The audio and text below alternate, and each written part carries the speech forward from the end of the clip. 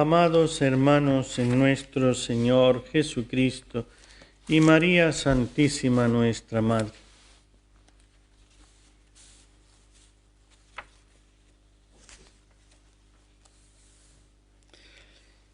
Estamos en 1848, durante la Revolución Francesa.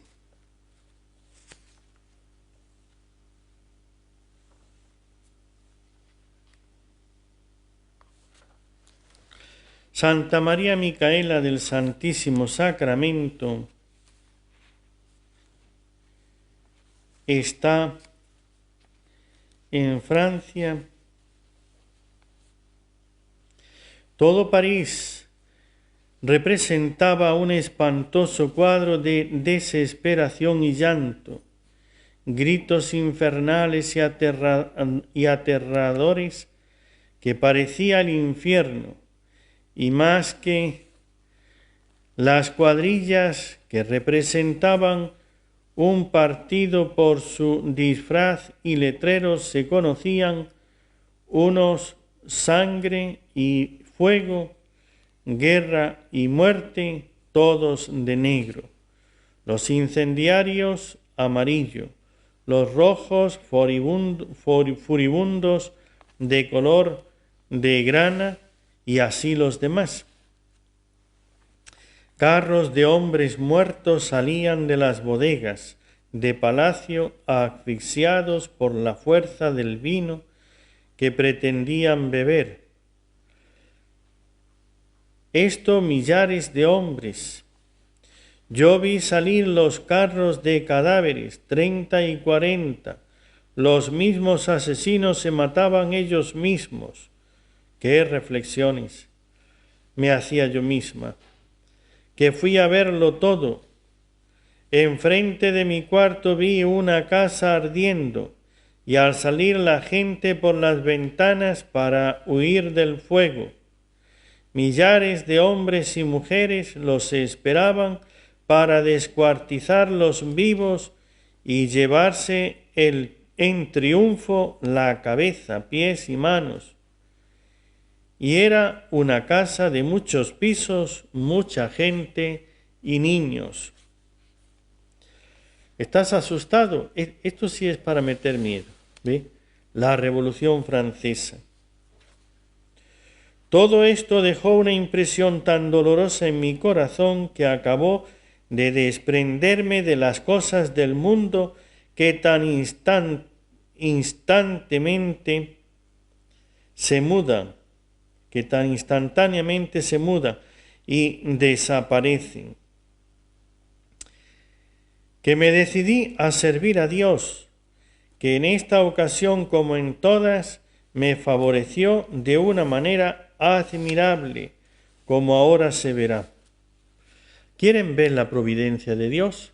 Es ver lo que Santa María Micaela, cómo Dios le ayudaba. Dice ella que ella estaba en la casa y por la noche cerraba las puertas y ponía una estampa de la Virgen en cada puerta, y dice, nunca entraban. Dice, creo que éramos los únicos que dormían. Ella se acostaba, ponía su estampa de la Virgen en cada puerta y se ponía su ropa de dormir y a dormir. En una noche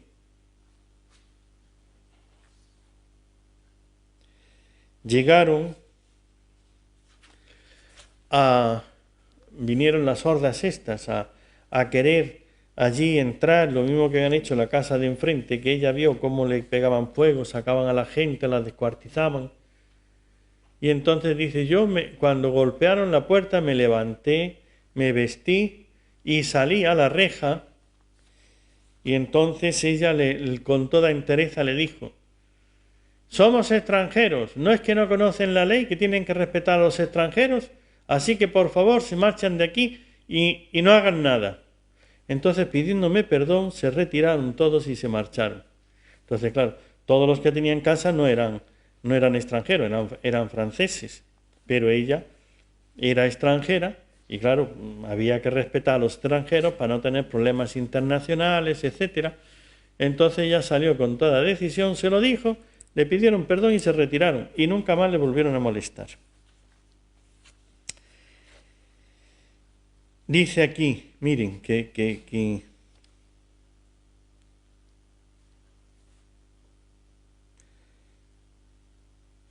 comprendí que si de un modo muy seguro y le dije a mi cuñada que se fuera a la embajada con mi hermano, su hermano era el embajador en París, y que yo me quedaría aguardando a todos. Se fueron en efecto, pues era no vivir con los temores tan justos en verdad, pero yo me sentí con una fuerza y valor dado por Dios en su promesa de guardarme. Yo cerraba al anochecer las puertas todas y puse una estampa de la Virgen.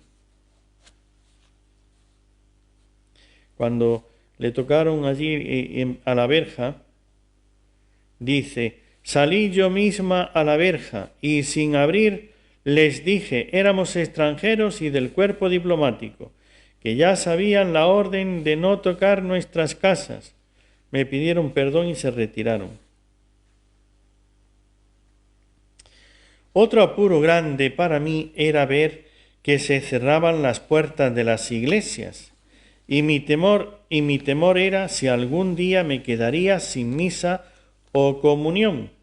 Como yo tenía tanta confianza en lo que pedía o preguntaba al Santísimo, lo pedía al Señor, y me aseguró de este modo, que el Señor suele hacerlo, que no se puede explicar, pero que deja una gran seguridad de ser así, y jamás me ha fallado estas promesas del Señor. Que tenga gran confianza y seguridad. El Señor le dijo, tú no me falles y yo no te fallaré. ¿Sí? Entonces es esto, tú no me falles, es decir, no peques, no caigas en pecado, ¿ve? No falles en la oración, no falles en buscar al Señor y yo no te fallaré.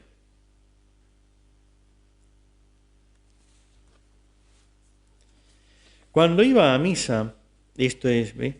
Cuando iba a misa para que se vea lo fieles que son las promesas que Dios hace, los mismos de las barricadas me daban la mano para trepar por encima de los escombros y ponían tablas para que pudiera pasar los fosos que había delante de la iglesia y 2 calles más que había que llegar que había hasta llegar a mi casa, con barricadas y grandes fosos, y 2 o 3 veces que algunos me quisieron poner obstáculo. Les contestaban los otros, deja pasar a la ciudadana. Cuando había algún peligro porque iba a empezar más temprano el tiroteo y matanzas y saqueos, me avisaban ellos mismos que me retirara a las 8. Ella iba de 5 a 9, tenía la costumbre de ir a la iglesia.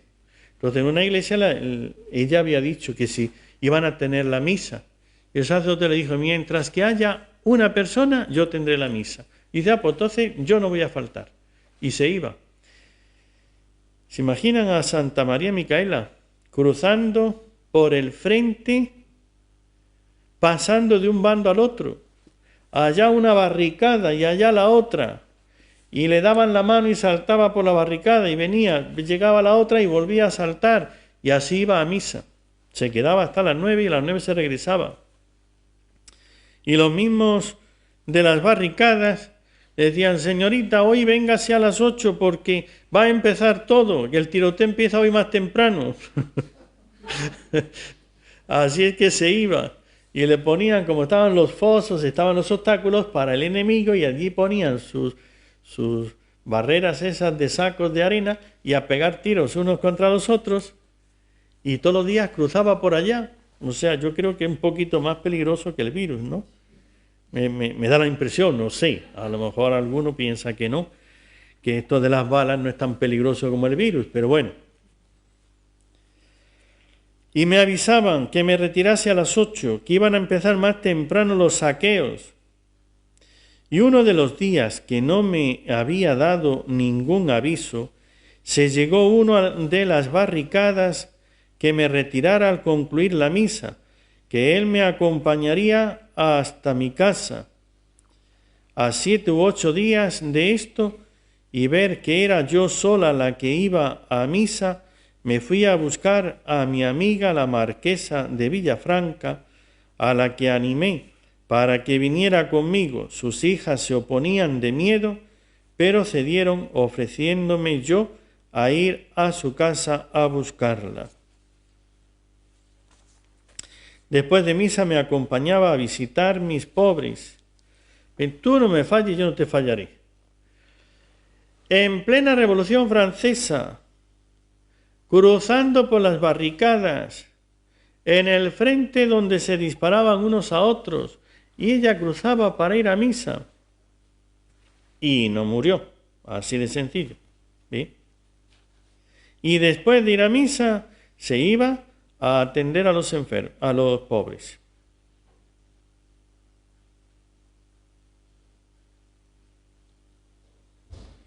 Y así sigue contando. Así es que no sé yo ustedes si confían en Dios o no. ¿Saben lo que es confiar en Dios? Esto que dice Santa María Micaela. Si no llegas a esto, no confías en Dios. ¿Ve? No te hagas ilusiones. Todavía te falta.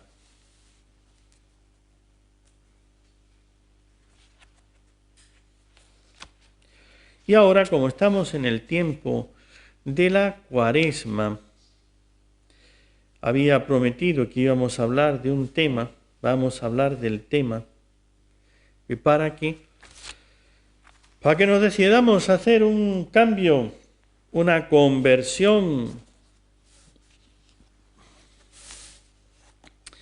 El enemigo verdadero, al que hay que tenerle realmente ese miedo, ese respeto, ese con el que sí que hay que estar en guerra perpetua, es el pecado. El único que te va a hacer daño es el pecado. La enfermedad, pues miren a Santa Jacinta, ¿ve? Se santificó con la enfermedad. La enfermedad no fue para ella un obstáculo, le ayudó a ir a Dios. Pero nosotros tenemos más miedo a un virus que al pecado. Y lo que puede hacer el pecado es infinitamente peor que lo que puede hacer un virus. Porque si el virus te va a dar fiebre, ¿ve? Fiebre la del infierno, ahí sí que vas a tener fiebre de verdad. ¿Ve? Eso sí que son. Había prometido que iba a hablar de las cualidades del fuego del infierno. Así que vamos a hablar de ello. Las propiedades del fuego infernal.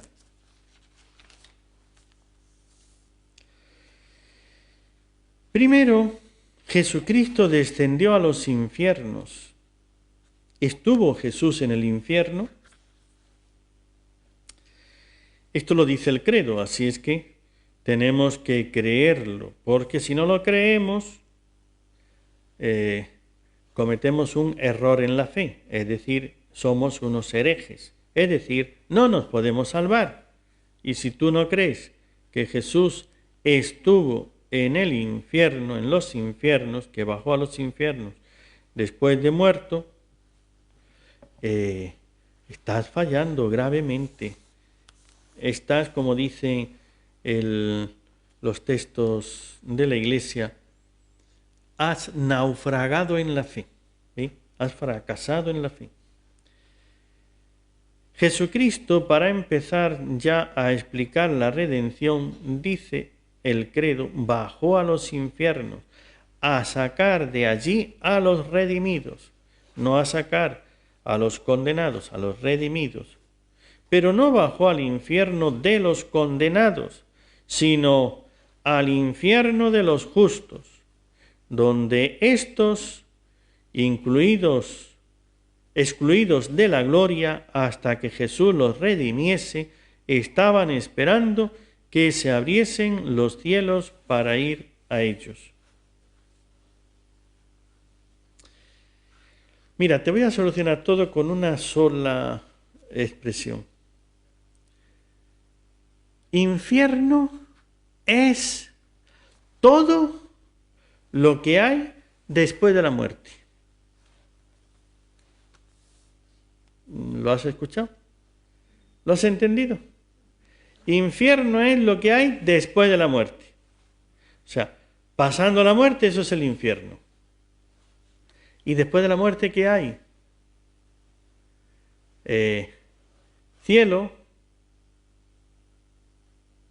el limbo de los justos donde iban Abraham y todos los patriarcas del Antiguo Testamento, todos los santos del Antiguo Testamento, porque el cielo no estaba abierto hasta que no viniese Jesucristo a abrirlo, y no estaban sufriendo. El infierno no es igual al lugar de tormento, infierno es igual a después de la muerte. Pero hay un infierno de los condenados, que ese es lugar de tormentos. Entonces, dicho de otra manera, el infierno de los condenados es un infierno.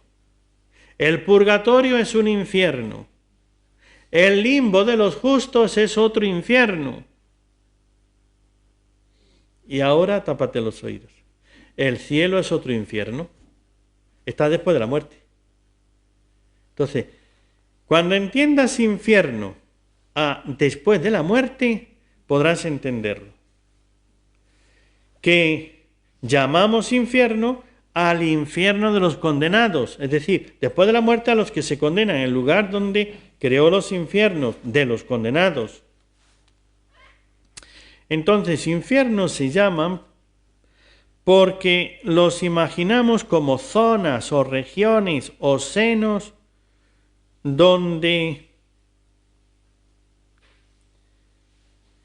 que están alrededor del infierno, de los condenados. O sea, el limbo. ¿Qué significa el limbo? Limbo significa límite. Este está en el limbo, este está en el límite.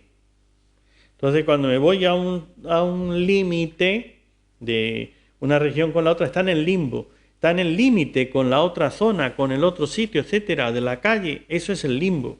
Un limbo es un límite. Ya está. ¿Ve? Y un infierno es lo que está después de la muerte. Entonces, el infierno no es malo. Es algo que está después. Es malo si es el lugar de los condenados. Pero no es igual al lugar de condenados.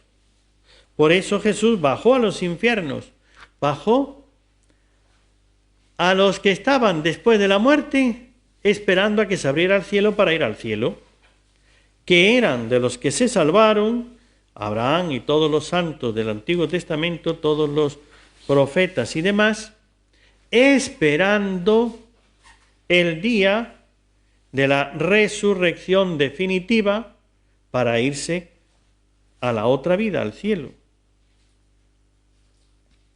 Estos infiernos son los que dice el catecismo: infierno, purgatorio, limbo. Todo eso es infierno. Claro que Jesús bajó a los infiernos, bajó al limbo, al purgatorio también, y liberó de allá a los que estaban esperando la redención. Infierno de los condenados. Ahora sí, cuando ya decimos infierno de los condenados, ya no es lo que está después, sino ese lugar concreto donde están aquellos que se han condenado.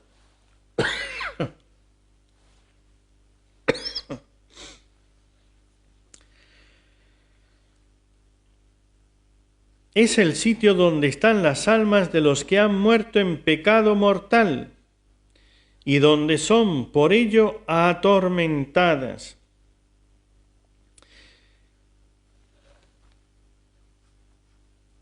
El infierno es el tema de incansables discusiones y objeto de más frecuentes de la incredulidad de los impíos, de discusiones frecuentes de los impíos que no creen, que quisieran persuadirse que no hay infierno. El que vive en pecado, el pensar en el infierno le causa desazón, picor, ardor, molestia, insomnio, etc. ¿Ve?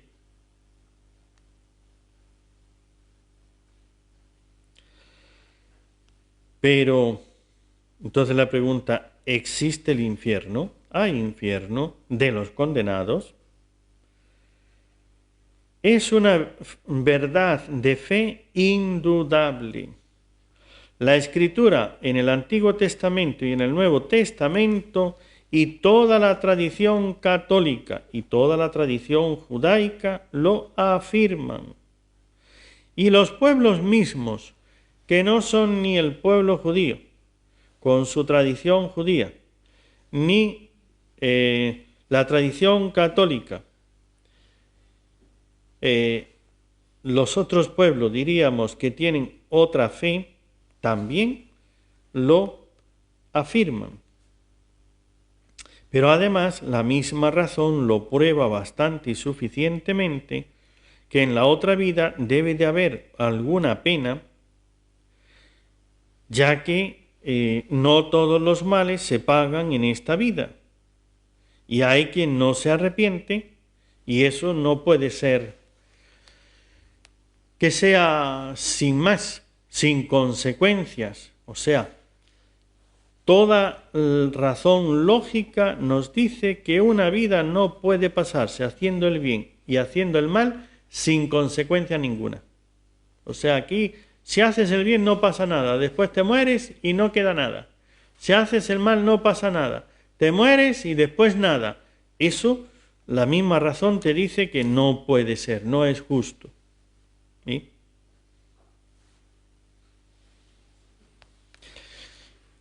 El infierno de los condenados, al que ahora nos referimos, de suyo fue creado para el diablo y sus ángeles. Comenzó, por lo tanto, antes de la creación de los hombres, cuando cayeron los ángeles. Para cada uno comienzan al fin de su vida, si muere en pecado mortal.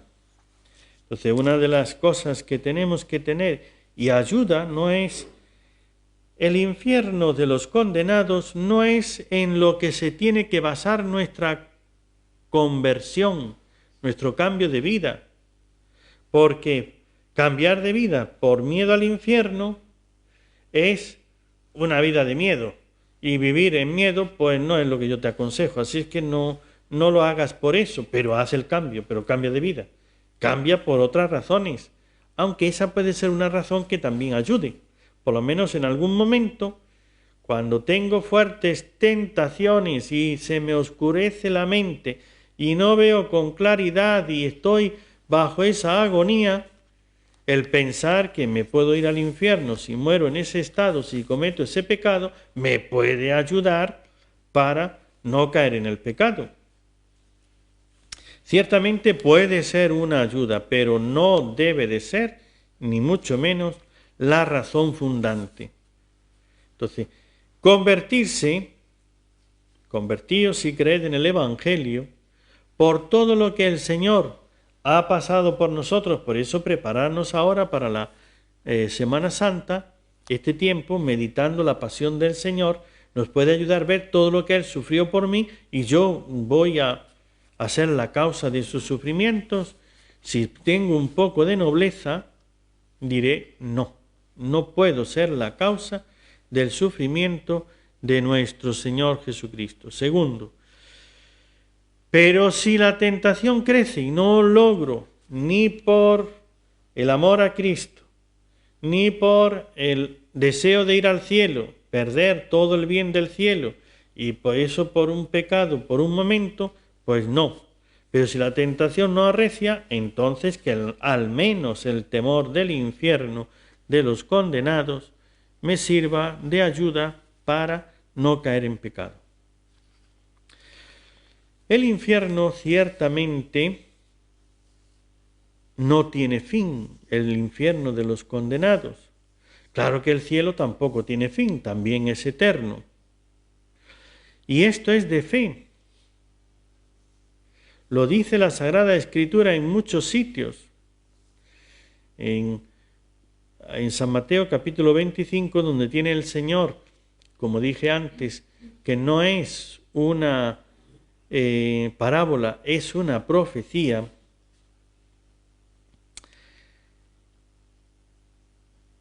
Dice el Señor: id malditos al fuego eterno, preparado para el diablo y sus ángeles. E irán estos, dice, los condenados, aparta a un lado los justos, al otro los pecadores, los injustos. Y irán estos, los condenados, apartados malditos al fuego eterno, preparado para el diablo y sus ángeles, y los justos a la vida eterna. Y por esto Jesús decía de Judas: mejor le hubiera sido no haber nacido.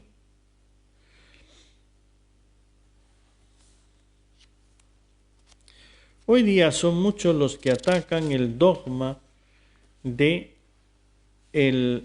la existencia y eternidad del infierno, que son dos, ¿no? Una cosa es que existe y otra cosa es que es eterno. Algunos atacan la eternidad y otros atacan también la existencia. Pero ciertamente, diríamos, el infierno existe por la razón, existe porque Dios lo creó, ¿no? Pero la razón nos explica que sí, que es razonable que exista porque existe el pecado, que es una ofensa a Dios. Un pecado que es una ofensa a Dios infinito, el pecado es una ofensa en cierta medida también infinita. O sea, por el mismo ser de Dios, su excelencia, su persona, lo que yo hago a una persona, de acuerdo a la excelencia de la persona, como en Dios es infinito, el mal que hago, la ofensa, es en cierta parte infinita. Entonces, una ofensa infinita, el pecado mortal, merece una pena, una retribución también infinita. Pero como el hombre no es infinito, entonces la única manera en que puede ser de alguna manera también infinita la restauración de ese desorden, de ese mal cometido, es en que sea eterno. El hombre no puede sufrir infinitamente porque no es infinito, tiene sus límites. Pero en el tiempo, en la eternidad, es en lo que sí puede pagar por el mal infinito que ha hecho ofendiendo a un Dios infinito. Bueno, esto en teología se estudia para que podamos ver las razones por qué el infierno es y debe de ser infinito. Segundo, porque al ser Dios infinitamente misericordioso y bueno, le conviene dar remuneraciones y premios eternos, y así por ser infinitamente justo, no le está mal dar penas eternas. Entonces no olvidemos lo que dijimos en la conferencia anterior. Las virtudes tienen que ser armónicas, no existe una virtud sola. Por eso en Dios su infinita misericordia va de la mano de su infinita justicia. Entonces, si a aquellos que aman y sirven a Dios con todo su corazón y cumplen sus mandamientos y mueren en la gracia de Dios, les da un premio eterno, infinito, en la eternidad. Perder eso ya es un mal infinito, eterno. Por eso el infierno es eterno, porque pierde el bien infinito, eterno. Pero su justicia reclama no solamente que pierda el mal, sino que la ofensa tiene que tener un castigo. Entonces ese castigo debe de ser, como es infinito el daño que se ha hecho con el pecado a Dios, debe de ser de algún modo infinito también. Bueno, tengo más razones, pero ya el tiempo va avanzando, pero no quiero dejar lo que había prometido. ¿Y estas penas infinitas del infierno, cómo son? Bueno, decir otra cosa más y ya paso a esto. Miren, nosotros, por el hecho de que tenemos un cuerpo material y tenemos un alma espiritual, tenemos un estado de ánimo y tenemos un físico, un lugar, un ubi, una ubicación, un sitio donde estamos. El que estemos en un sitio o en otro no es indiferente. Podemos vivir en un sitio y estar en un estado diferente. Lo explico. Miren, tú te puedes sentir en un momento dichoso, feliz, contento, alegre, en un estado de felicidad. La verdad es que hoy estoy feliz, feliz, feliz. Y puedes estar donde quiera que estés. ¿Ve? Me refiero, en un día de esos de invierno, con un frío de estos grandes, con una tormenta, con unos rayos, y tú estás por dentro en una felicidad inmensa, aunque rodeado de toda una tormenta. Puedes estar en un lugar de estos que llamamos paradisíacos, una temperatura muy agradable, muchas florecitas, un viento muy agradable, un sol precioso, un paisaje bellísimo, y tú te encuentras mucho más elevado que todo eso que te rodea. ¿Bien? O puedes estar por dentro con unas malas noticias, con un miedo, con una cosa que te sientes como en un infierno, que todo te va mal, que todo así, que no encuentras salida por ningún lado. La verdad es que estoy en un infierno. En el estado en el que estás, para ti esto es un infierno, lo que yo estoy viviendo, los problemas, las angustias, todo, ¿no? Los fracasos, todo eso se me viene dentro y estoy por dentro que esto es un infierno. Y puedes estar en un lugar así paradisíaco, pero yo lo que estoy viviendo es un infierno. Entonces, a ver, ¿cómo es eso? ¿El infierno es por fuera o por dentro? El infierno es por los dos sitios. El estado y el lugar. ¿Sí? Estar en un lugar donde, rodeado de santos, todos son santos y todos te tratan con una delicadeza, esto es un paraíso, esto es un cielo. Aquí la verdad, uno llega y te tratan tan bien, te miran de tal manera, te tienen de esta así, te cuidan tanto, todo tan así, que esto es un cielo. Claro, pero si tú llegas cargado de problemas, con unas angustias, con un infierno dentro, estás con el infierno dentro y el paraíso fuera. Ahora, si te metes en un lugar como Santa María Micaela, ve esto que acabamos de leer, en ese infierno, matando ahí a la gente, haciendo esta, y ella, con ese amor tan grande a Dios, con esa oración, con esa comunicación con Dios, con esa comunión ardiente, tenía el cielo dentro y el infierno fuera. Entonces no se olviden que hay un lugar que es el infierno y hay un estado que es un infierno. Puedes tener el lugar y el estado, o solo el estado, o solo el lugar, o ni el estado ni el lugar. ¿Ve? Lo mismo del cielo. Entonces, ciertamente, lo vemos en las tradiciones y en todas las expresiones, el lugar del infierno es un lugar donde hay fuego y que se suele pensar en el centro de la tierra. Tiene que haber un lugar mientras que tengamos un cuerpo. El cuerpo no puede existir sino en un lugar. Entonces eso lo tenemos que tener bien claro. ¿Ve? No, el cielo no es un lugar, es un estado. ¿Y el cuerpo qué? ¿Dónde lo dejo? ¿Ve? ¿Y el cuerpo dónde se queda? ¿En un estado? No, no. El cuerpo no está en estado gaseoso. Está en en una ubicación, en un sitio, en un lugar, donde quiera que estés, que está tu cuerpo, allí estás tú. Y donde estés tú, tu cuerpo, eso es lo que pasa con el alma, que no está con el cuerpo hasta que resuciten los cuerpos. Pero cuando resuciten, el cuerpo tendrá su lugar. Entonces, quiere eso decir que el infierno se necesita también un lugar. El lugar, aunque pensemos que sea en el centro de la tierra, ahí abajo, en los fuegos infernales, abajo del todo, etcétera, podrá ser donde sea. Es que si la tierra explota, si el sol explota, si no sé qué, habrá un lugar donde estén los fuegos del infierno y allí estarán los condenados por toda la eternidad. Pero el verdadero infierno no es el lugar, es el estado. Por eso cuando te dicen que el cielo es un estado, espérate. ¿Y los cuerpos dónde los dejas? ¿Eh? Que ahora yo no tenga el cuerpo, es decir, los santos que están allí, que el cuerpo está aquí, ¿ve? Y el santo está en el cielo, que estén en el estado ese del cielo, me parece muy bien, pero un día el cuerpo estará también con el alma. Entonces el cielo tiene que tener un lugar, el infierno tiene que tener un lugar.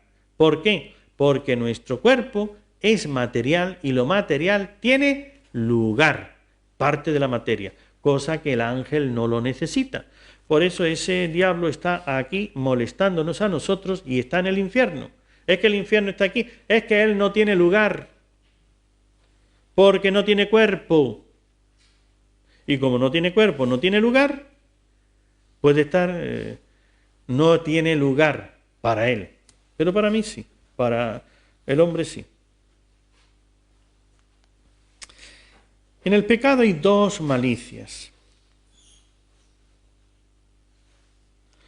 Una es la aversión a Dios.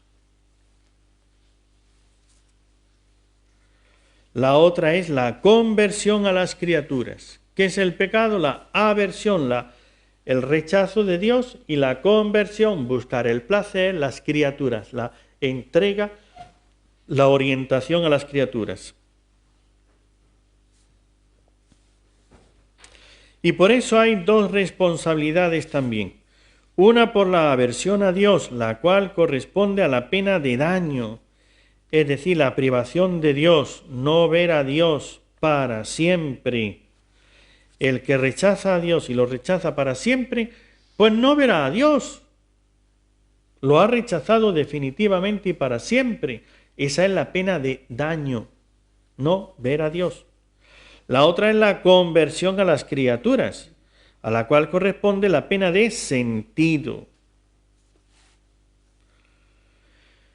Pues si yo tengo el alma y tengo el cuerpo, ¿ve? El alma goza de una manera, con el conocimiento y el amor. El cuerpo goza de otro sentido. Goza por los sentidos, el sentir, el placer, la comodidad, el bienestar, la salud. Es lo que le da al cuerpo el sentir bien, sentir la felicidad. Las dos son diferentes, por eso es que tanto en la pena como en la gloria son dos premios o castigos diferentes. La privación de Dios es, la pena de daño es, y de todos los dones sobrenaturales, es para siempre, es decir, la pérdida de la gloria, la pérdida de la gracia, la pérdida de las virtudes, la pérdida de las inspiraciones, de la amistad de Dios, de la confianza en Él. Todo lo bueno se pierde al perder a Dios. Entonces, eso es lo que produce el estado. ¿Ve? Estoy en este estado, me siento en el infierno, lo que yo siento es un infierno. Ese es el alma. Claro, pierde la gracia de Dios, las virtudes, las inspiraciones, la amistad de Dios, la confianza en Él, etc. ¿Ve? La fe, etc. Lo pierde todo lo bueno. Entonces lo que siente en sí es, si pierdes la esperanza, ¿qué tienes? Desesperanza. Si pierdes la fe, ¿qué tienes? Oscuridad, tinieblas. Si pierdes el amor, ¿qué tienes? Odio. ¿Ve? Y así puedes ir repasando todo lo que se pierde al perder a Dios.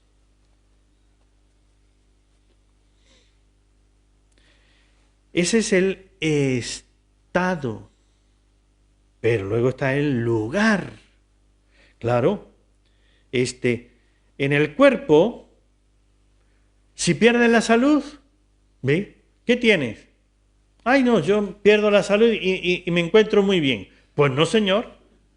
Si pierdes la salud, empieza a sentir todos los males. Me duele esto, me duele aquello, la fiebre, el agotamiento, el cansancio. Es el sufrimiento. ¿Ve?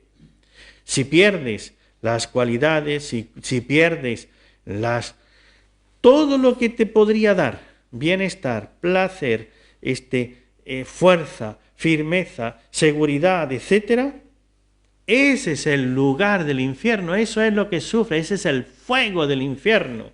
Eso es realmente estar ardiendo en dolor, que no encuentras por ningún lado un descanso.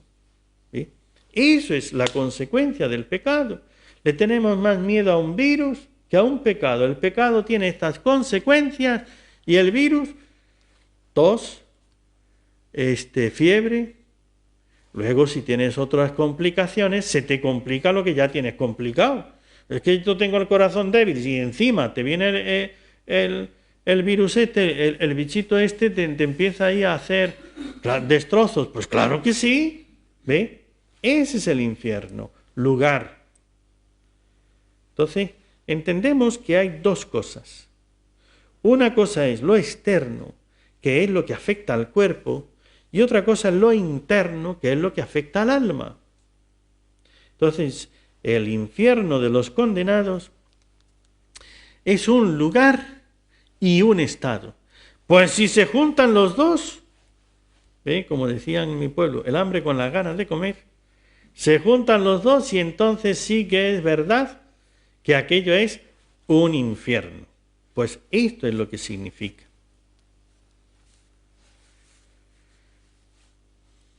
Si decimos que en el infierno es el fuego, una de las propiedades, fíjense, o sea, hay muchas más cosas, ¿no? Pero ese fuego del infierno que dice, pues ya vemos que el Señor, apartaos malditos al fuego es la palabra que el Señor emplea, eterno, ¿no? Preparado para el diablo y sus ángeles. Venid benditos, ¿no?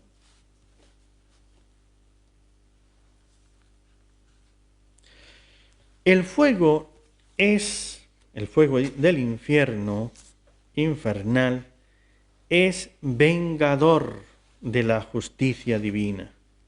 O sea, entre las cualidades o propiedades que llamamos del infierno, del fuego del infierno, primero es vengador. Lo que va a hacer ese fuego es devolverle a Dios todo lo que yo le he robado. Es la venganza del mal que he hecho. Por el tiempo voy a decirlo rápido, ya en otra ocasión, no sé cuándo será, pero a lo mejor después, y si no otro día, ya profundizaremos más en esto.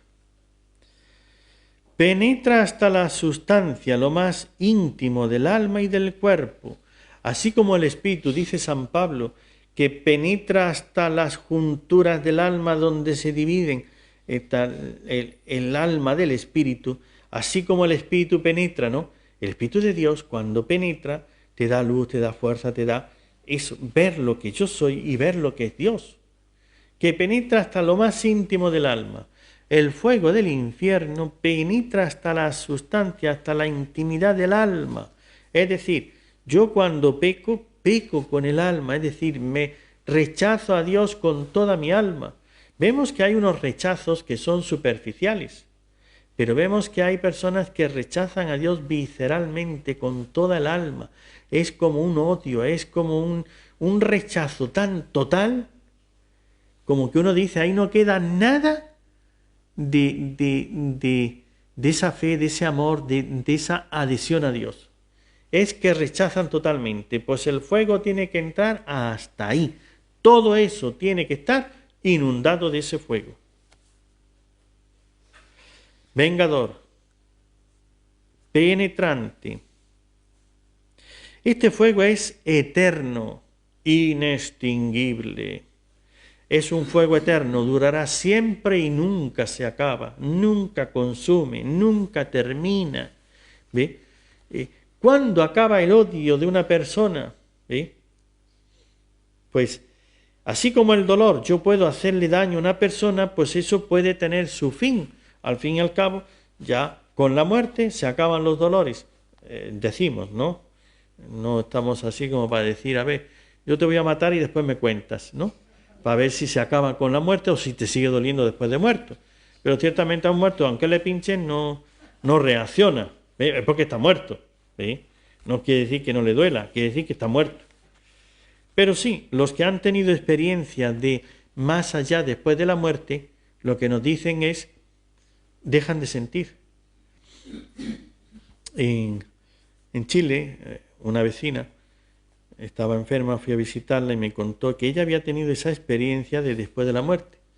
Estaba allí los médicos en la sala de operaciones sufriendo y ella sentía los dolores y en un momento ella se vio que salía de su cuerpo y ya dejó de sentir y el cuerpo ya no sentía nada. Y ella lo vio y estaba allí el médico y demás. Y cuenta una anécdota, ella me contó, ¿no? No sé si es verdad o no, pero ella me lo contó y yo pues no tenía motivos para dudar y lo creí. Dice que estaba en el quirófano, uno de esos momentos donde el paciente pues ¡ping! Toca a cero y el corazón no funciona y los médicos se disparan todos porque vamos, que se muere, ¿no? Y empiezan allí a trabajar. Ella vio que salió de su cuerpo, vio a los médicos y demás y dice que vio que el médico que llevaba un bolígrafo se le cayó detrás de un mueble allá, pues tenía para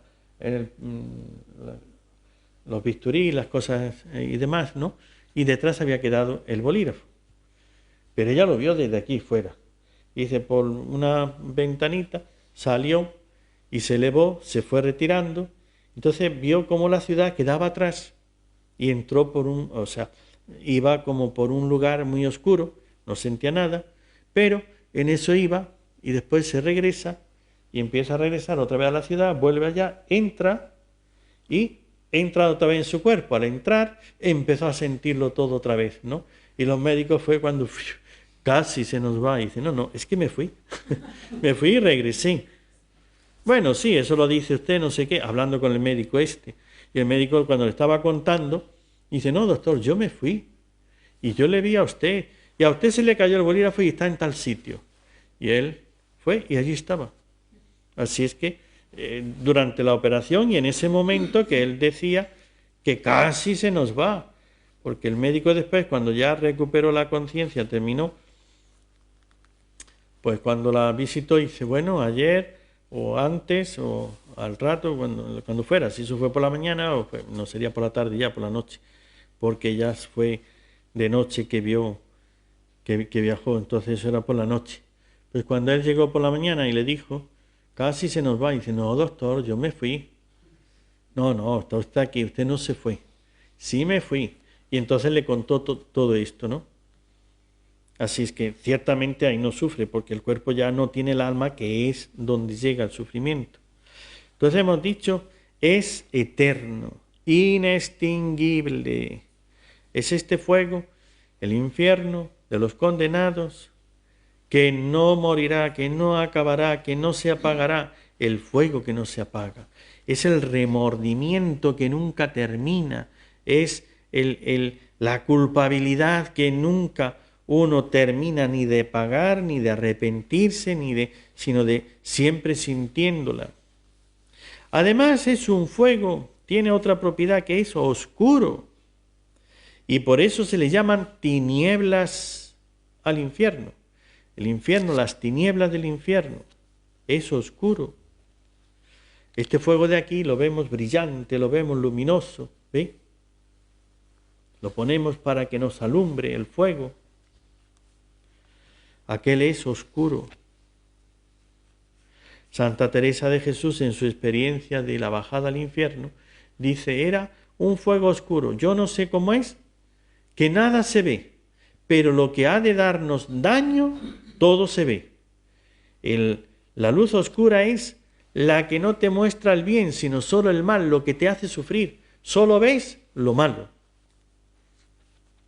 Atormenta, es oscuro, atormenta aún a los espíritus, como dice San Agustín, por modos admirables pero verdaderos, atormenta no solo los cuerpos, sino también los espíritus. Por eso ven, cuando una persona le dices una palabra de esas, hay palabras que son como hierros candentes, que arde el alma, esa cólera, ese ardor, ese fuego en el alma que tienes, ¿no? Que te hace sufrir de una manera tan intensa. Eso es el fuego del infierno. Así quema el alma. Atormenta los cuerpos sin consumirlos. Claro, este fuego aquí no lo sabemos, no lo hemos visto, no lo hemos experimentado. Lo que es, echamos al fuego y todo lo va consumiendo. Pero si echamos un metal, ¿ve?, lo vuelve líquido, no lo consume, lo purifica y ahí está permanente ese fuego. Por decirlo de alguna manera, es lo que pasa con la energía atómica, que eso está ahí continuamente ardiendo y parece que no se consume y dura eso, ¿ve? Pues entonces es atormentar los cuerpos sin consumirlos. Es un hecho, el fuego es hecho para castigar, no para beneficiar. El fuego de aquí, este fuego que conocemos, es el fuego para el bien. Es decir, yo lo puedo aprovechar, el fuego, para calentar las cosas, para calentar mi yo, para iluminar. O sea, usamos del fuego en los vehículos para movernos, llevan fuego dentro. El fuego yo lo utilizo para el bien. Las máquinas para moverlas, para hacer la comida y poder comer eso que de crudo pues es indigesto, etc. Entonces, así como el fuego está hecho para el bien, el fuego del infierno está hecho para el mal. No produce ningún bien, produce el mal. ¿Ve? Eso es el fuego del infierno. Pero el tiempo se nos va, había mucho más que hablar, pero no hay más tiempo, así es que miremos a lo que tenemos que mirar. ¿A quién le tenemos que temer? No vivas angustiado por el miedo a un virus, ¿ve? El virus no es más que un instrumento. El que sí que tiene que darnos miedo es el pecado, que trae esto, que es mucho peor que todo lo que puede traer ese virus. El virus que te va a traer una enfermedad, un dolor, o la muerte. Pues si la muerte es el encuentro con Dios, bienvenida sea la muerte. ¿Ve? Un dolor, ¿qué es? Una purificación de mis pecados, es un purgatorio, bienvenido sea también ese dolor. Si ese dolor me santifica, pues bendito sea. Un aislamiento, que te tienes que aislar, que vas a estar unos días pues solo y recogido para que tenga más tiempo para leer la Biblia, para ver tu conciencia, para arreglar tu vida, para poner las cosas en orden. Pues ¿cuánto lo necesitamos? Es muy bueno que venga este aislamiento en tiempo de Cuaresma, a ver si alguno vive la Cuaresma, ¿no? Y hace por lo menos un tiempo de reflexión, de meditación y de soledad. Pues claro que hace bien. Ese otro sí que es malo, el fuego del infierno de los condenados. Ese purifica, ese castiga, pero no hace bien. Es un fuego que ningún bien trae, no te hace bien. Solamente es justicia, ¿ve? Da lo que la persona quería. Nada más por esta conferencia. Aprendamos de los santos. Realmente Santa María Micaela vivió esa revolución francesa. O sea, es pensar todo lo que allí se sufrió, tantas personas, tanto sufrimiento, ¿no? Es decir, bueno, pues entonces nosotros no estamos así, ¿ve? Pero el pecado lleva a eso. Por lo tanto, tenemos que ponernos para no caer en estas situaciones. Que la Santísima Virgen María, Nuestra Señora, la Virgen Milagrosa, nos defiende, nos proteja de todos los males, principalmente del pecado.